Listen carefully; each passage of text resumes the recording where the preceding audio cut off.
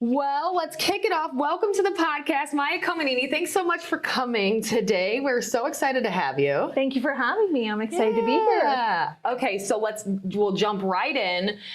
For those that don't know you at all, tell us a little bit about you as a person, who you are, what your career is, all that good stuff.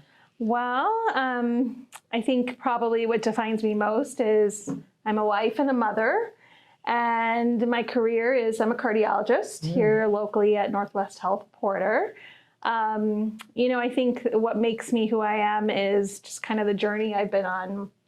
My parents are immigrants from India and came here for graduate school way back when in the probably late 60s to early 70s and started a life here and had my sister and I. So we're really privileged to be what I consider first generation Americans. Yeah. And, really the thing that strikes me the most, and I've been to all the continents, multiple countries, this really is, we're really fortunate to be Americans. And, I think that plus listening to my parents' journey defines me, who I am. Yeah, definitely. And if you talk about your parents' journey, what are some kind of notes that you learned about that journey that stick with you the most? That's a great question. I think for anybody who's had, well, actually all Americans, right? We're all immigrants at some point in our history. Yeah. But for me specifically, our parents made sure to take us back to India, to the villages where they come from. And when you see, parents that really made it to such a professional level, and both my parents are physician scientists, wow. You see they come from villages where, no shoes, dirt floors, no running water, kerosene lamps, farmers' kids. Right. And you see all of their siblings, 6 on each side, become judges, attorneys, physicians, lawyers from a dirt floored little hut village. You realize, wow, you've got a legacy to live up to. So, and, that was really never said as a pressure, like you have to be something. I think it was just understood from an early age where you see where you come from. And you see all the beautiful things and privileges that you have here in this country. Yeah, that's got to be some sort of fuel. Oh my gosh, completely. And you probably don't know it as a young child, but I think for both my sister and I, that was just burning in the background. Okay, we're going to succeed, we're going to do it, we're going to strive hard and not only make our parents proud, but like live up to the legacy that they set. And how old were they when they came here? I think my parents, so my father came first. He was probably in his early 20s, and he went from India, hot and humid, straight to Madison, Wisconsin in the wintertime. Ooh, so that's not prepared. Be an adjustment. Yeah, not prepared at all. And then my mom came later in the 70s, and she also went to grad school here. And did they meet here or meet there? They met in India and then came here. Wow. My father was here first, and then he brought my mom, and she went to graduate school. So. What an incredible journey. Really. And just to say, you go and I'll come when I can. Right. Like, that's really scary, but really incredible that they did it and made it work. And I think for all immigrants who come, who have no family here, to come here for school, work, start a new family themselves with no support. And, back in the 60s, 70s, there weren't parts of their culture here in the United States. Right. That came much later. So to watch them flourish, succeed, find their own communities, make their own friends, I think it's a real testament to kind of the whole American dream, really. Yeah. That you really can succeed and get everything you want if you work hard. Yeah, if you work hard. Right? And I think that journey is just incredibly tough. And I think you're right. It's probably a huge fuel for you both and for many other immigrants that have come to see that journey is just incredible. Yeah. That's fantastic. So you mentioned you're in healthcare. I am. Tell us a little bit about that journey. Similar, probably, I would assume this story might be a little similar to what your parents kind of did, is just that journey from kind of a new immigrant for them, of course, a young girl for you, to a cardiologist today. What does that journey look like for others that don't know? Well, I think for my journey, it's a little bit different. I announced to my parents when I was 2 that I would be a physician. And really? Yeah. You just knew. I think some people have a calling, and whether you believe that, God or nature or the world put it in your head, I think that's true for me. And I've never wavered. That was always my goal. And it's interesting, both my parents were PhDs, and so they went to medical school later in life. In fact, my mother went to medical school when I was in high school. So I watched her go through the journey, but I always knew that this was going to be my path. And like I said, it just never really changed. I just worked diligently towards that. And it really is the one of the biggest blessings of my life to do what I do. I think the cardiology We're blessed for it too, so thank you. Thank you. I think the cardiology part came much later. First year of medical school, I got a chance to do cardiac physiology and rotate with a cardiothoracic surgeon. And I just knew, oh, wow, this is just fascinating. It's so interesting. And yeah, that's just been a dream come true for me. Interesting. Yeah. And I literally get to live my dream every day. Yeah. And it's so cool because we recently had on Ashley from Northwest Health as well.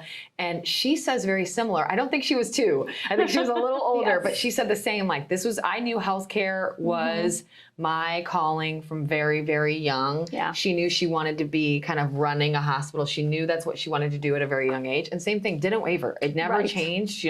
There's so many people that say, I want to be a police officer when they're 6. And by the time they're 7, it's changed. So it's really inspiring to see people keep that for so long and then actually do that in the future. That's really great. Yeah, I feel very lucky. I mean, I saw my roommates in college struggle with what their professional visions were going to be. And, they even struggled after college. Whereas me, it was just, all right, this step, boom, here I've arrived. And, it's nice to hear that about Ashley. She's a friend of mine, and obviously she is the CEO of the hospital I work at, so, which is great. And to see other women become such success stories, it's empowering and motivating to work with. Yeah, and I'm sure your mom probably had a huge kind of lasting effect on you similarly, just being such a success, working so hard to come through that, all of those, trials and tribulations through and be so successful as well.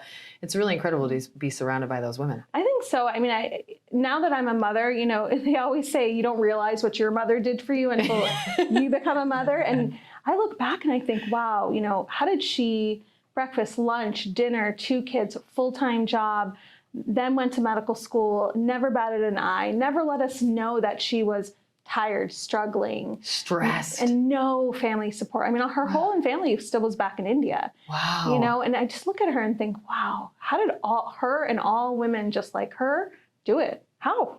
Wow. I mean, it's just I don't amazing. know. That's the thing. For me, it's same thing. I never had kids. I don't want to have kids, but even when I hit like 22, I might have mentioned this in a couple episodes previous. I remember the time where I think it was just I needed to adult on my own, and it flipped me where I remember a time where I called my mom and I was like, I am so sorry. Like, I don't know. I was a jerk from like 12 till 18 minimum.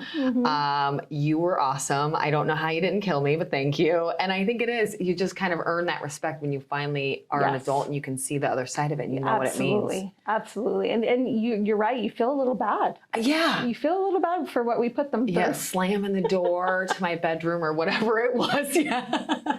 Absolutely.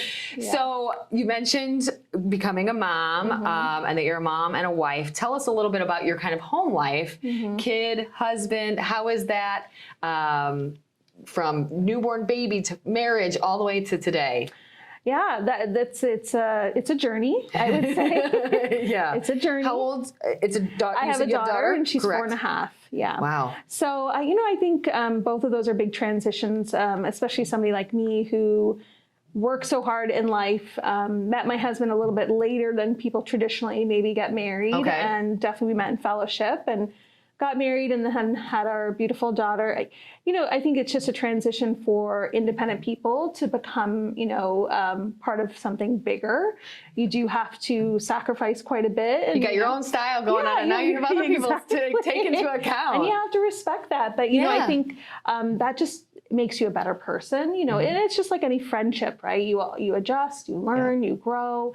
And it's been really, really, again, one of my biggest blessings, both to be married and now be a mom. But I think the family life is important. For all women, you have to find that balance, especially when you have a profession and you're working. I always say now I have so much respect for stay-at-home moms because I think personally that might be the hardest job out there. 100%. It's definitely not for me. And I really, really respect what they do. The work-life balance, I think, comes inside the home and outside the home. No matter what you do, you have to make time, number one, for yourself. Yep. Which I think is hard for women. And especially when you're in the stay-at-home mode, because You almost feel Yeah. guilty making time for this is, and obviously I've never been there, but my friends have said similar, like they almost feel guilty, like, Yes. well, but I'm not working. And it's like, You yes, are working. you are. You are, Very yes. tough. Or I just, the friend that I'm going to mention will know if she's listening who she is. We just talked about this yesterday. I had mentioned, so, you had to work all day. You've got this event at night. When you go home, who cooks? You're going to get home at 7 or 8 o'clock. Who cooks? And she's like, well, I don't really cook. My husband does all of that. He works from home. And I could instantly sense that she felt guilty for not being the one to come home and cook dinner. And she said, well, candidly, he works from home, so he does a little bit more with the kids. But I try whenever, and I'm like, no, don't make excuses. This is amazing. You guys have a really great system. It works well for both of you. Right. Keep going with it and be proud of it. It doesn't have to be the mom always taking on all of the things with the kids, all of the things with the house and the job. It's too much sometimes. That's a great point. I think we shifted as a society, right? Because women used to stay home more, and now maybe more of us don't. And that guilt for not doing the cooking, the cleaning, the laundry, the kids, all of that is still there. Yeah. And you're like, but you're working full time. Plus, and why does it have to be? Correct. It used to be so much like, the male domination of it was the guy goes to work, the woman stays home, and then she is expected to do all of those things. And if that's the system you have set up, that's fine if that works for you. But if it's not the system, that's okay too. And I think that's the biggest gap that we need to fill is whatever works for you and your family, whatever the balance is, it doesn't matter. No one should feel guilty if it works for you. Correct. And that's such a good point. It has to work. And when, when I was transitioning to becoming, an attending, which is like you're finally done with school and you actually are practicing cardiology, I was trying to figure out, where do I find the balance between myself, friends, husband, work, events. And I don't know if there is really a balance. I think it's a day-to-day kind of juggling thing. Yeah. But I really, really learned I have to schedule in time for me. Yes. And time for friends. Because without that outlet, I think all of us kind of lose who we are. Yep. Because then you just become a mom only, or you just become a wife only, or it's like mom, wife, worker, mom, wife, employee, whatever that looks like. And you've got to have your own space in there somewhere that's not anyone else's. It's not your daughter's. It's not your work's. It's yours. Yeah. I agree. Yeah. That's where I think most people, especially career-based women, can improve ourselves the most is do a little something for yourself and follow that with not feeling bad about it. I think that's key. The guilt is something we all struggle with. You know? Yeah. Yeah, absolutely. So you mentioned it. I'll bring it up more. This is one I love to bring up because I think you said it right. I always like to bring up work-life balance. I agree with you. I don't know if there's a balance, and if there is a balance, I don't honestly know that it's 50-50 almost ever. Right. Tell me your thoughts on that. What do you do to kind of feel like you have some sort of balance, or do you not worry about it at all as long as it works? Yeah, this is the age-old question, it really is. Work-life balance. For me, it really became evident that I needed to do something is when I had a child. Because all of a sudden it wasn't just like, hey, I can go to the trainer and come home at 6 or 7 and nobody cares. Right. Right. So now there's somebody fully dependent on me. And what I did is I cut my work hours back. Okay. I made limitations at work for, I am going to work 100%, full at it between 8 and 3:45. Great. But once the clock turns 4, I'm heading home. And then I switch into that role. Yeah. And then, more recently I've scheduled, I want to get my nails done every 3 weeks. That's something important for me. That makes me feel good. It makes me happy. And it's a couple hours on my own. Yeah. And it sounds kind of maybe funny to some people, but you're right. It's time alone. Yeah. It's time alone. You check out. I'm going to get a massage every 2 to 3 weeks. Yeah. Maybe that's when I just tried to add. I'm not very good at it. It's definitely not. I want to do once a month. I'm not getting there yet, but I'm doing it more. I'm doing it every 2 weeks. And it's amazing. It's been life-changing. It's the first time I've ever committed to it. Life-changing. Okay. That makes me want to do it as well. I would think about it. Okay. But it's a way to manage stress, right? Yep. Once a month, we have a girls' night, way to come together, manage stress, find new ideas, build those long-lasting friendships. Because at the end of the day, if you have children, they're going to leave. Your spouse is going to do whatever they want to do. If you don't have a network of friends around you, who do you have to support? Or they support you or bounce ideas off? It can't just be your spouse. No, your kid is definitely going to leave. They're going to leave, and they're going to want to run out the door as fast as they can. Yes. So it's not like you can keep them around longer or anything else. Nor should you. But you're right. That's that other side of it where you can have an outlet with your ladies or your, whoever your friends are. It doesn't in matter, just general. friends. Yeah. Yeah, but I think that kind of working on all of those has created a really nice work-life balance. That's great. And Forcing those almost forces the balance, which is probably really a great way to deal with it. And then allowing, you know, if you are in a relationship, allowing your partner, spouse to have their own time as well is a really key. Meaning, I go to girls' night once a night. That's non-negotiable. So you go and do something. Yeah. Hey, if I'm going to girls' night once a month, you're going to go to guys' night once a month, or whatever you want that to be. It could be video games. It could be watching football. Whatever you like, just go do that at the same time or whenever you can. Right. Yeah. Right. Split that time. Absolutely. That's really smart. I like that a lot. Very important.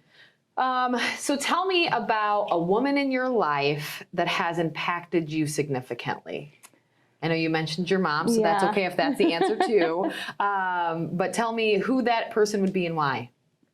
You know, I think there's two people. One, obviously, is going to be my mom, having the biggest impact on my life. And, you know, that's probably self-evident just in the journey that she went on and raising children, you know, shifting to one profession to another. And really, you know, who she is now. It's just a testament to living a really healthy life, a clean life, and she's in her 70s, and I've never seen somebody so healthy before. You know, so that's for sure somebody. The second person, she probably doesn't even know that she impacted my life, but it was during medical school. The only female cardiology fellow, and I was at University of North Carolina in Chapel Hill. So it was probably 20 men training, which is very classic for cardiology, and you know that going in. And, you know, I remember her name is Kim, and she dominated the fellow. She was the best. And I remember her saving somebody's life as this person was crashing. Nobody else was doing anything. And she was wearing this pretty dress and heels and came from clinic, and then boom, the next thing you know, she saved this person's life. And I won't go into details because they're a little intense, but I stood there watching and thought, wow. She's incredible. She's incredible. And the respect that she had garnered by her very sweet, very nice, you know, and then, very respectful. Like a light switch, probably just work mode, immediately saved this person. Went to action and then walked away like nothing happened and didn't need to take any accolades.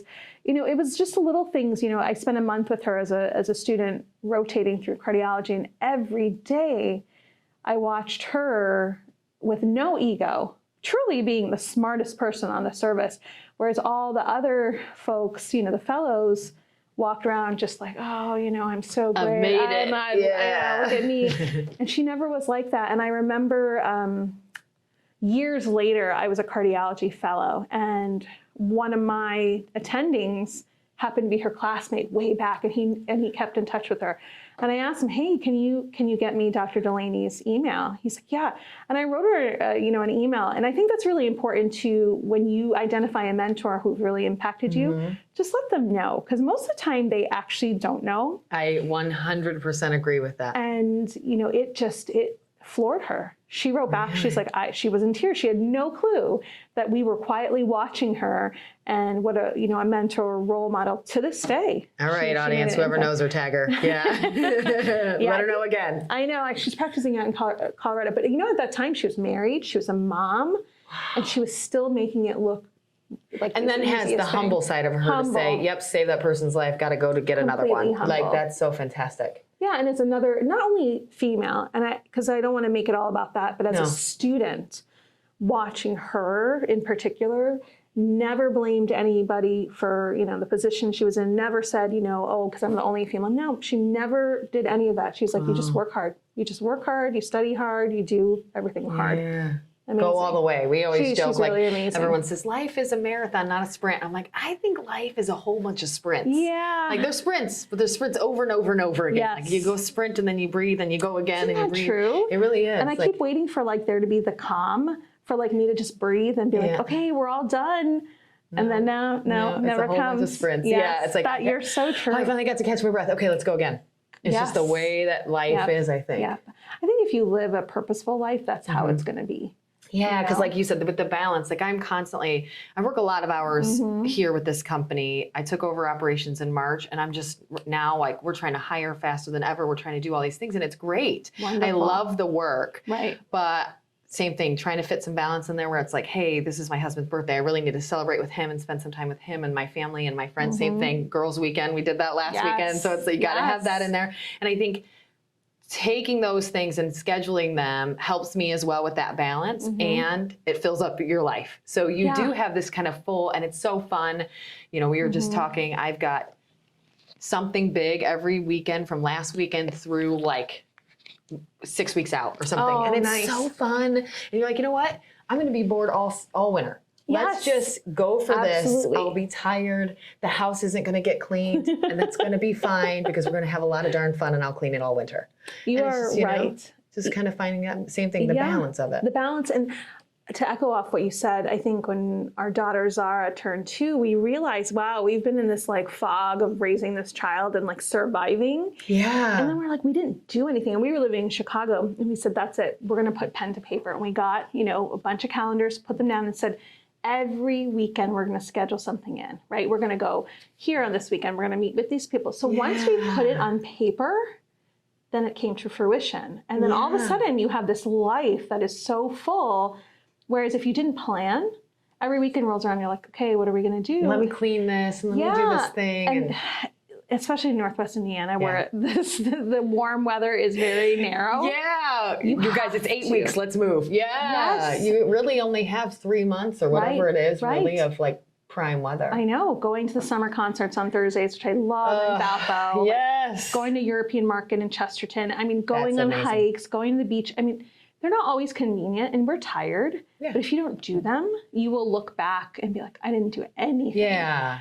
You know, it's like the old meme of, you know, you're never gonna, on your deathbed, you're never gonna say you wish you did less, right? Right. It's always that you wish you had more fun, you spent more time, you did more things. You traveled more, so just go met for more it. It's people. not, I wish I would have slept more, or I wish I would have had more rest. You know, be healthy, but you know. Right, be healthy. And I think back now in 2020 when quote unquote the world shut down, actually we did more than we ever did because we engaged with people. We were outside. You know, obviously I went to work every day, so there was no quarantining for me. I was like, we're going to live. Gotta go, we're going to live. I met my neighbors for the first time in quarantine. I've lived there 6 years. I was like, hello, neighbors. Since we're both outside, I probably should. Yeah, because I think same thing. It's like, well, we had waved to each other a couple times here or there, but they're busy and I'm busy.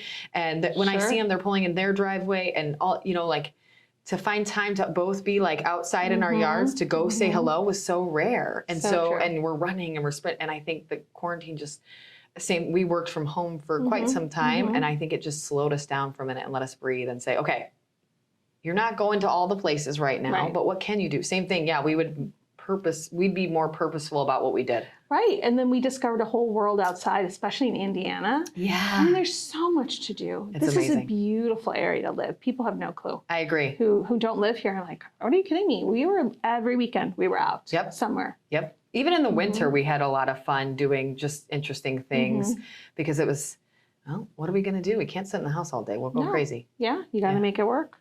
Yeah. So let's kind of pivot over to the healthcare world. I know that's probably not your favorite topic. It's something you spend a lot of time in, but I mentioned before we started recording, one of the things that drew me to you the most was, I mean, as you said, several years ago, I had attended one of your kind of green juice style seminars, I guess you would call it, where you kind of taught the audience in person about how to be just a little bit healthy in your everyday choices. And you taught us how to like make some cool smoothies and such that were super healthy. The things that maybe make those not so healthy that we don't even know, kind of how the market tricks you a little bit. Yes. And how to make them really tasty and super healthy. You have a really great kind of holistic approach to a lot of medicine. And I think you're obviously still very much a medical doctor, but you have a really, let's see what we can do for prevention and a healthy living ahead of any concerns. Right. Talk a little bit about how you got to that, what made you that kind of thinker, and kind of why you're that way. That's a great question. And it definitely is a passion of mine. Good. I love to talk about it, but it really starts with, going back to my roots. So both of my parents, they grew up in poverty. So in poverty, as most people who are in the same situation, you are not eating fast food. Right. You are eating very basic peasant food, which actually is the healthiest food to eat. Because it's all whole. It's all whole. It comes from the earth. Yeah. I mean, they grew up as vegetarians. So coming here, you know, my mom is a vegetarian, lifelong, same with my father, and they didn't want us to struggle in this country because back in the 70s, 80s, you know, there wasn't any vegetarian food. There was no Impossible Burgers. No, There was nothing. So we were raised to eat meat, and both my sister and I, through high school and our health classes, we kind of were like, you know, this doesn't make sense anymore for many reasons, both environmental, health, you know, animal, you know, husbandry, those things. So we both transitioned to being vegetarian. You know? So I've been vegetarian and honestly more plant-based for a long time. And as medical training goes on and you see the disease process, we're taught as medical doctors to focus on, oh, you have high blood pressure, here are all the drugs that we can give you, right? Instead of taking a step behind and saying, well, how did you get there? How did you get high blood pressure? What's causing it? And can we address it? Like if you have a car, you're going to take your car for regular maintenance, right? You're going to get the oil change. You're not going to wait till your engine falls out and be like, oh. Yeah, or hey, just turn off the check engine light and it won't be on anymore. Right, right. You don't ignore these things. You get tires, you get wiper blades, you get oil changes, things like that. So when I was going through cardiology training, I actually trained to be an interventional cardiologist. Wow. So we were putting valves in, we were putting stents in, and literally it was 2 a.m. I'll never forget it. And I was being paged and paged for this patient who isn't doing well. And, you know, standing at the bedside, looking at this person who is young and dying, and you think, how did you get here? How did you and I get here? What took this route? Right. What happened that we took this route? And I thought, you know, I don't want to be on this side of things. I don't want to be on the side of, we're putting a stent, you know, we're saving your life.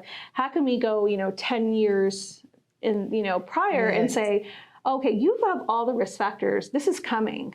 Why don't you put the brakes on now? And if you could have told that person that 10 years ago, could you have changed their life? Yeah, and I think that for me was a revelation. And I actually quit interventional training to really focus more on prevention. And then actually 2 months after I finished fellowship, I went to a plant-based cardiology conference. And the head speaker was Dean Ornish, who is actually very, very famous. Him and Dr. Esselstyn, these are leading physicians, both at Cleveland Clinic, and I think Dr. Ornish has his own clinic, who really pioneered this plant-based lifestyle. Dr. Kim Williams, he's the head at Rush. He was actually at University of Chicago before I trained there, and he also said, you know, there's 2 different cardiologists, one who's read the literature and who's plant-based, and everybody else, whose basically head is stuck in the sand, because the research goes back to the 50s. That we know how to prevent diabetes, high blood pressure, coronary disease. Why are we not doing it? And the number one reason is it doesn't taste good. Yeah. Oh, well, and that's the thing is, like, if you go to whether it's meatless or not, I think a whole food diet is, especially if you're used to high processed foods, it's bland for people. It is. I try to stick very whole foods. I do eat meat, but whole foods. I was vegan for quite some time. And it's so funny, I told my husband the other day, I'm like, this lunch I made for this week, I food prep, you know, I do the whole night. I love it. Nice. Yes. And I was like, the lunch I have this week is so good. He's like, are you serious? I'm like, yeah. He's like, isn't it just rice and ground? Like I had like a lean ground beef and white rice. And I was like, yeah. He's like, and it's amazing. I'm like, it's so good. Right. Because it's simple. It's just a little seasoning here and there. Yes, and it's so fantastic. But you're right. Like I've also been trying to eat whole foods all of this year. So for me, it's, you know, we're 8 months in.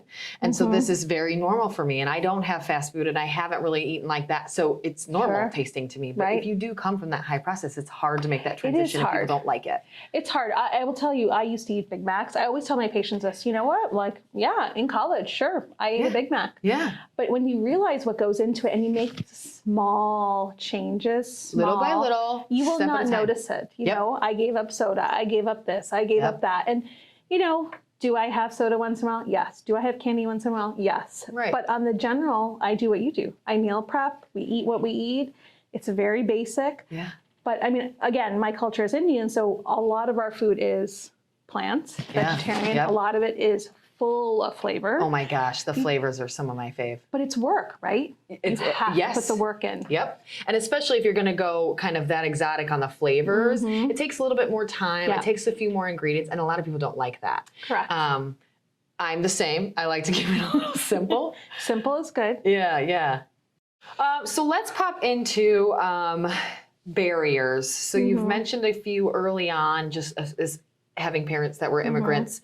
What are a few significant barriers kind of close to your heart that you've overcome throughout your life? Yeah, it's a challenging question when you kind of reflect on what your barriers are. You know, I think for me, it's been the single thing that I can isolate is, you know, you have these very lofty goals, you know where you're going. And if you set a timeline for yourself, which maybe, you know, I think a lot of my girlfriends have done, you know, I'm going to be in this school by this time, I'm going to be married by this time, I'm going to have, you know, X by this time. I have found that nothing of those timelines have come true for me. No.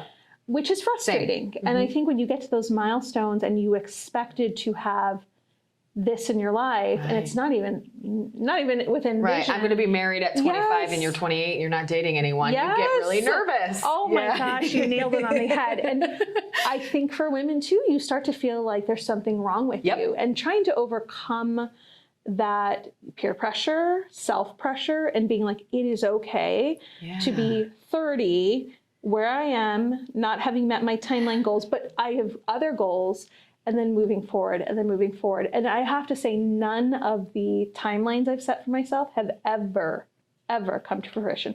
All my life goals have occurred. Which is fantastic, and probably the bigger goal anyway. That's way better. And I'm grateful for, but never on my timeline. And I remember making this transition. I moved out of Boston to start my fellowship in Chicago. And one of my friends, and we had been through medical training and started a job together. And I was telling him, I feel like a failure because here I am at this time, you know, everybody's married and I'm not, and I'm not dating somebody. And here I am going to move to the Midwest alone. Yeah. He looked at me and he's like, you're insane. I think he said something very similar to that. He's like, I look at you and I see X, Y, and Z. And it was one of the most uplifting things a friend could say to me, because his vision of who I was completely different than what I was doing to myself, which was a self-doubt, right? Yeah.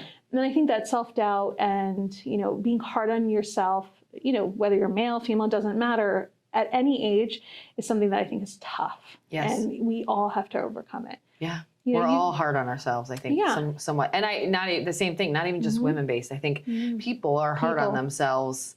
You're always, it's kind of the comparison to others and trying to live up to your own timeline, other people's timelines, where the world is, where you think you should be. All of those things just, I think, cause a lot of that stress. Right. And then that, and you can go back to the food conversation, combined is just kind of a recipe for disaster sometimes. It is. And without good sleep, very, you know, that's another thing I've learned over the last couple of years. Sleep is so important. I didn't sleep in my 20s. No, but I realize if I don't get sleep, I am not a good person. Yeah. I am not the best version of myself. So sleep for me, and I think honestly for everybody, should come first. Yep.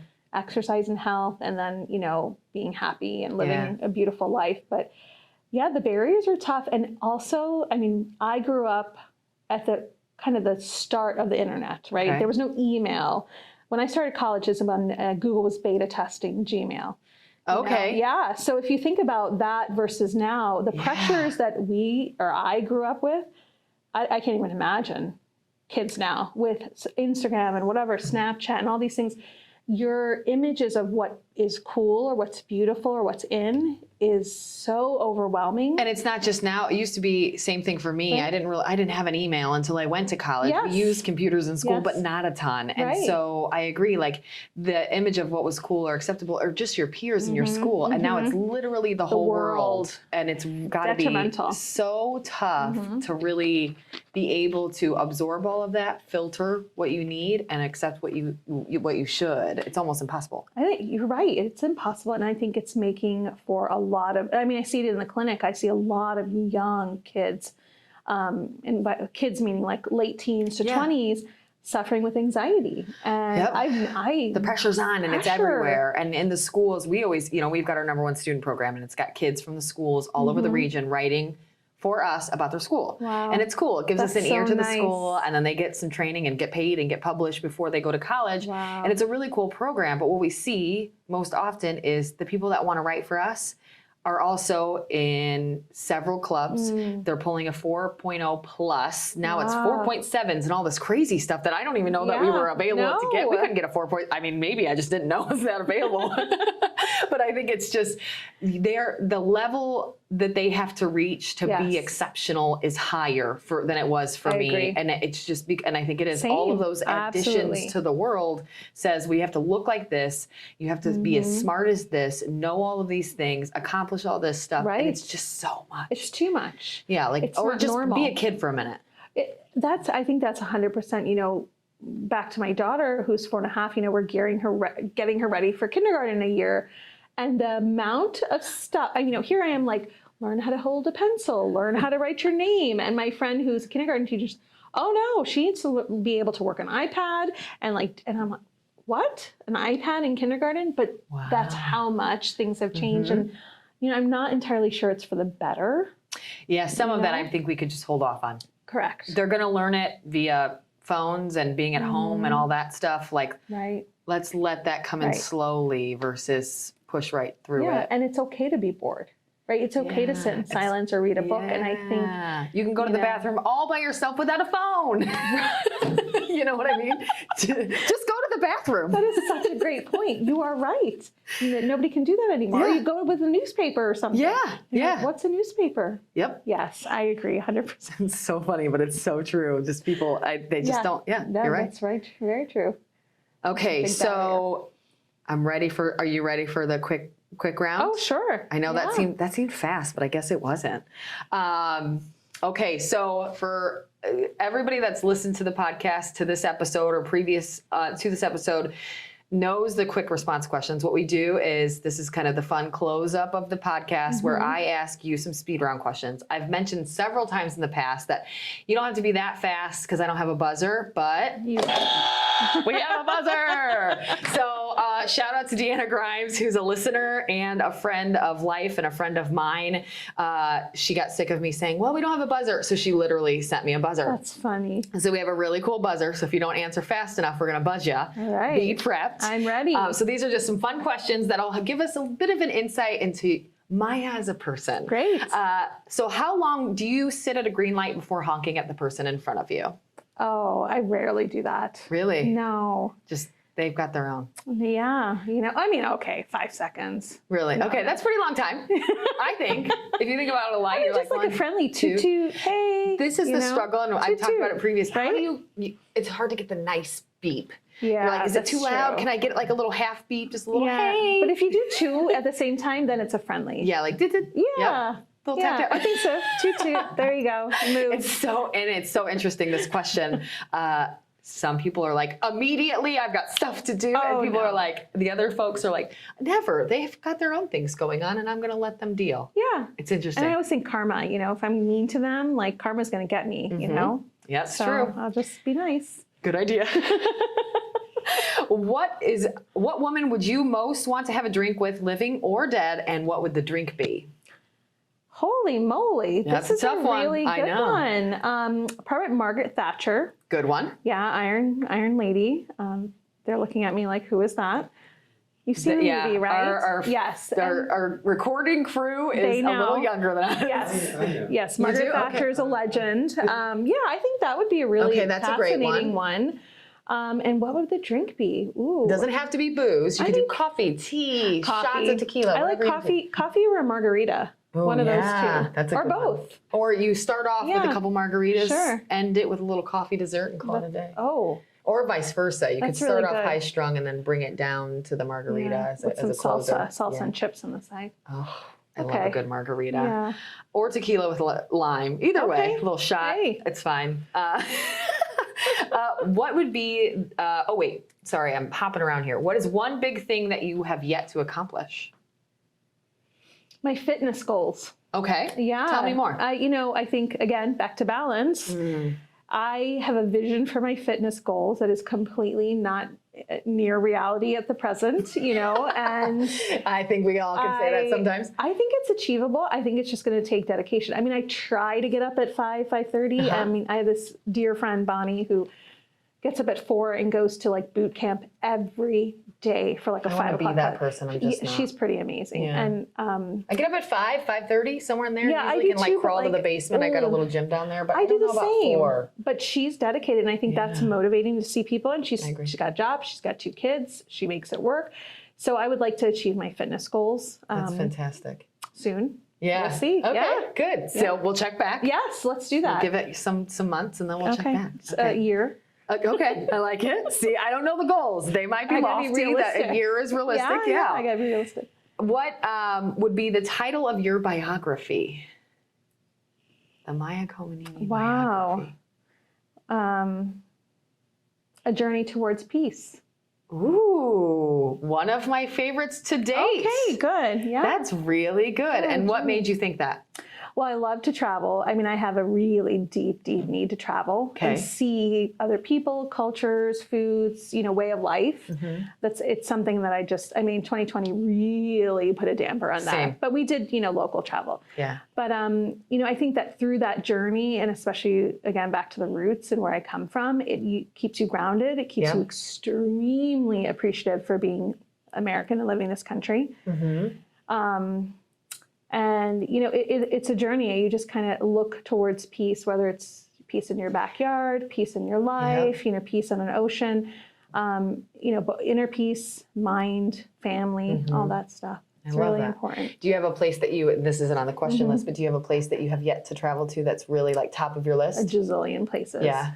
I think the top places are probably, really, really want to go to Mongolia. Ooh, that's a good one.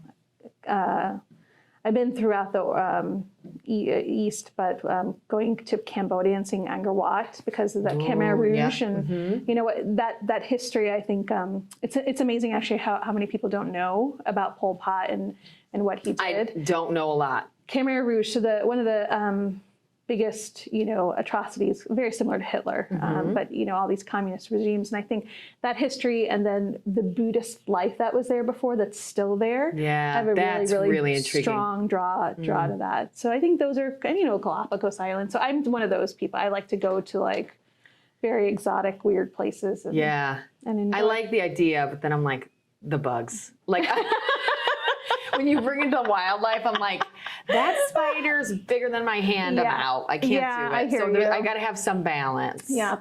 I'd really like to go to Thailand. That was one for me. Thailand's amazing. Is it? It's amazing. You have to go. My sister had an exchange student, and I just got to know him. So he had to leave early because of the pandemic. He was literally like 2019 to early 2020. Wow. But I got to know him really well, and him and his family are just incredible. And I told him, like, I'm coming to visit you, and I really think he can show me the ropes, and he's a really good kid. Where does he live? He's about 40, I forget the town, he's about 45 minutes out of Bangkok. Yeah, okay. Yeah, and his family is, his mom's a doctor, I forget what his dad does, but they have an apartment, I think, in Thailand, so that, like, during the week they can not have to travel back and forth. Nice, like, if his mom gets stuck at work late or something, I'm like, listen, you guys can show me the ropes. You should really go. Yeah. It's a beautiful country, and the people are amazing. Really? Yes. Okay. An amazing country. I'll put it towards the top of the list. Yes, you should. Okay. Yeah, but if you go, you have to go to the Thai islands because those are beyond. Really? Yes. There's not many bugs. Okay. The beaches are unbelievable. Yeah, and it was so funny to have him with us because he was my sister's exchange student, not mine, but she lives out in the middle of nowhere. What a change. Wow. He was like, I can't Uber? Like, he was like, wait. Like, what is happening? I can't walk anywhere. I can't get a taxi. I can't do anything.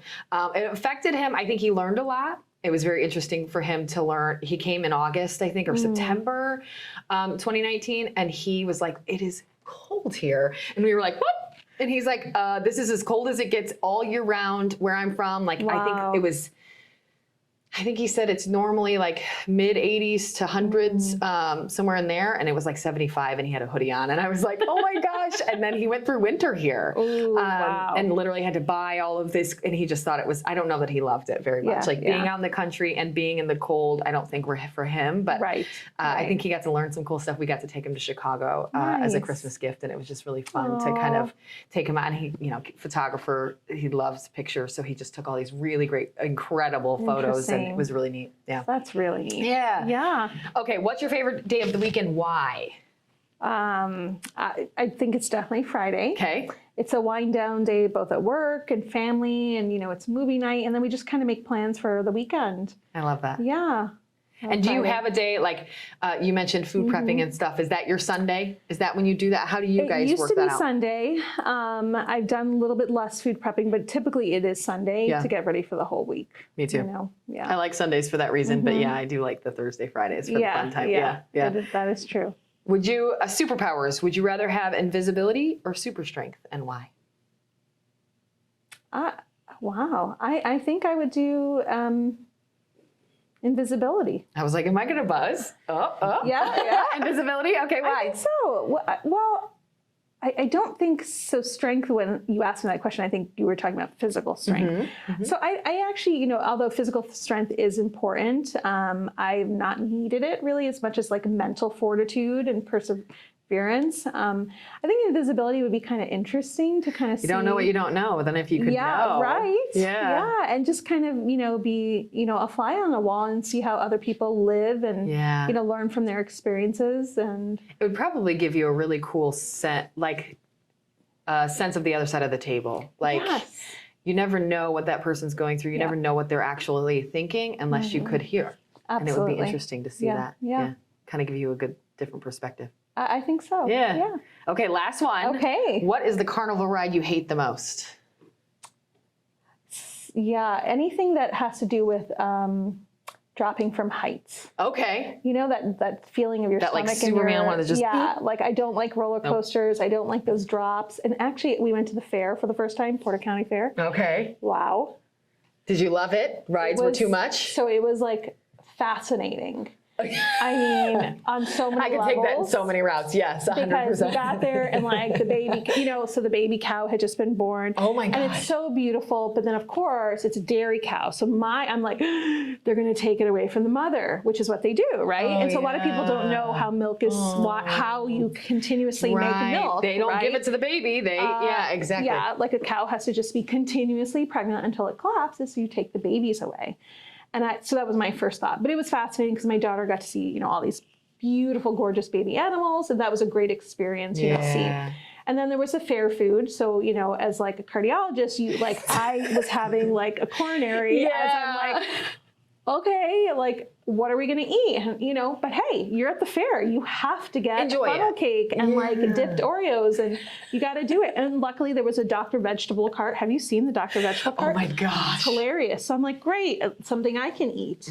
But I didn't order it. But you know, like it's just you're like, I mean, I know it's technically vegetables. Yeah, but it says doctor in front of it, so let's just go with it. You're like, it sounds like it's healthy, right? It's doctor, it's vegetables, we're good. And then, you know, the rides are insane. Insane. I mean, I went on the merry-go-round with my 4.5-year-old. I had to hold on for dear life because it was so fast. And you know, remember back to physics, like centrifugal forces, like when it whips around, the force that pulls you off. I was literally clutching that freaking horse. You're gonna fly off this thing. We were going to fly off. And I was like, that's it.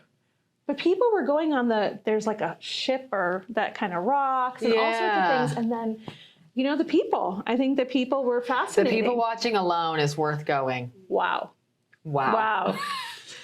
Yeah. I think I'm going to have to do Laporte Fair next time. Or I've got a better one for you. So I live in North Judson. It's an interesting place to say the least. And love it. I'm not hating.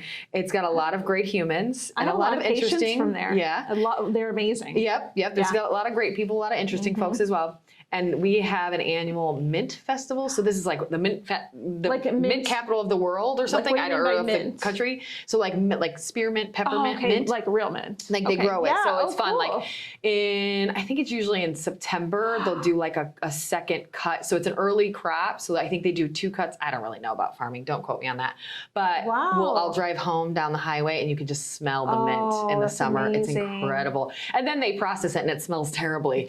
But it's really cool. Yeah. So they have Mint Festival in North Judson. Now When is is that? You have to tell me. June. It's the weekend of Father's Day. Okay. And it is sorry. candidly a mess. It sounds amazing. It is so fun. I got my face glitter painted. I mean, there's a mint cook-off where everybody has to cook something with mint in it. There's a parade. My husband's a fireman, so we take the fire trucks out in the parade. It's so fun, but the people watching alone is really fun too. I just love people watching, and you can really learn a lot about where you are. And you know, it also gives you appreciation for, where you are in life. Yep. So I really thoroughly enjoyed the Porter County Fair. That's and good. We'll go next year. Yeah, I think it's fun. My husband does figure eights. Okay. So he drives the cars. Yeah. It gives me an ulcer because I'm like, great, my husband's driving a car around with no windows, barely any doors, and he's just going to crash it into other people. But it is fun because we go in the pits. So now you get to be with all the other drivers, and it's this cool chaos of, my friend he gets off and he's going to run the feature. So he won and he gets to go race again, but his car's overheating, and how are they going to fix it? It's like they do surgery. They're like, pop the hood, get the water. And you're like, wow, this is so intense and it's so cool to watch. But it's like a whole world for those guys that race like that. And it's neat to watch all of them as well and learn more and more about. Yeah, different walk of life. You never think about it. And they got the tow trucks and it's so interesting. Yeah. That is really cool. So you made it through your first podcast. It was fantastic. Anything you want to tell the listeners that we haven't mentioned yet about you, yourself, your goals, your journey? Did we hit it all? I think we hit it all. I just, I can't hit home how important a healthy life is. That's exactly. I think that's kind of what you embody as a cardiologist, as a person just in our community, is that healthy lifestyle. So. You really promote it well. You teach it well. That's, like I said, what drew me to you in the first place is teaching that kind of holistic lifestyle and the whole foods and things like that. So I appreciate it a ton. Yeah, thank you. Keep up with that journey. I will. Keep Hopefully teaching, we can get back to it. Yes. Right? Yes. This year. This is the year, I hope. Yeah, I think we're going to put on more crossed. events. And, I just love this community. You all are so fortunate. I'm glad to now be a part of it. I moved. So we live here. You're in Porter County. We were in Porter County, and I grew up in a town smaller than this in New Jersey, a farm town. So this is really like a coming home. So it's great. And I was going to ask you earlier, and I got sidetracked. Tell me how you had mentioned, I think you said moving from Massachusetts to Chicago. Right. What brought you here? Was it just the medical field and you stayed? That's it. Training, and then I got married, and we stayed. And you liked the area, and you stayed? We stayed, and we moved here. So it's great. See, guys, it's a good place. It is a great place. It is a great place. NWI all the way. Yeah, can't believe it. Good. Well, thank you, Maya, so much. I loved having you. I hope all of the listeners enjoyed it. Guys, make sure you follow us on Facebook, find us on Spotify, Apple Podcasts, all that stuff. Find the good news at greatnews.life. And stay tuned for more podcasts on All About the Girls. Thanks so much. Thank you.